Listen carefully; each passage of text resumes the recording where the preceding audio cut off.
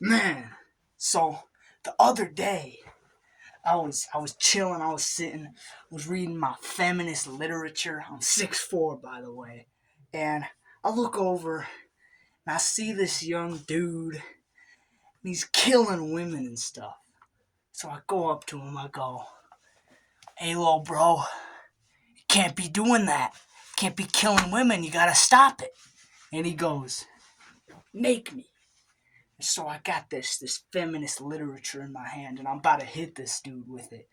But then I suddenly realize feminist icons like Margaret Sanger and AOC and Eddie Murphy, see, they wouldn't want me to use violence on this man because that's toxic masculinity. I hate toxic masculinity, man. I hate it. And so instead I looked at him and I said, "Man, your mom, she should have exercised her right as a woman to abort you so you weren't out here killing women like this, man.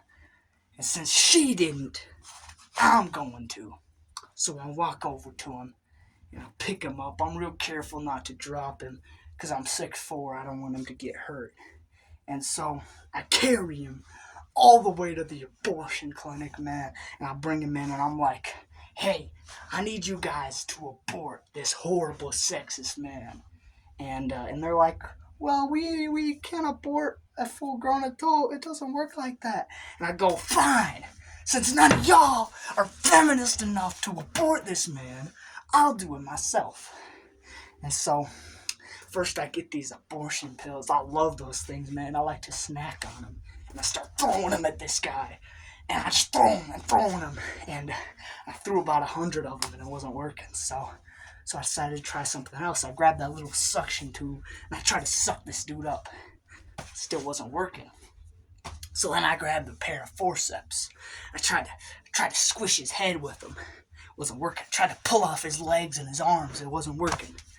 And I tried just about everything in that clinic. But since it was all made for those little fetuses, man, it wasn't working on this guy. He still wasn't getting aborted. And I was starting to lose hope when suddenly Margaret Sanger rose from the dead. She showed up and she was like, "I will abort this sexist man. Thank you for being a 6'4" feminist." And I know Margaret Sanger can abort this guy because she can abort someone of any size. She's Margaret Sanger, bro. And so she gets out this big pair of forceps, like 6 feet long, man. And she's about to abort this guy with them. And then suddenly I notice his face. I recognize something, and I'm like, "Margaret Sanger, wait! That's not even a man! That's a trans woman! That's that trans woman that went into the women's fighting and cracked that woman's skull! She's a feminist icon! She's a feminist athlete!" And Margaret Sanger's like, "Oh my gosh, she is! She's a hero!" So I go up to her, and I'm like, "I am so sorry. I am so sorry for trying to abort you. And even more so, I am sorry that I misgendered you." And she says, "That's okay." And I give her a little kiss on the forehead, I had to bend over because I'm 6'4". And but then this ignorant dude over here, he goes, um, that's a biological male that went and competed in women's sports and hurt a woman. That's not good for women at all. That's not a feminist icon. That's an evil man." Went over to him. I said, "You better take that back. You clearly don't understand feminism, man." And he didn't take it back. So I said, "Margaret Sanger, abort this sexist man." And so she comes over with her big forceps and she just aborts the hell out of this dude, man. She just aborts him so much.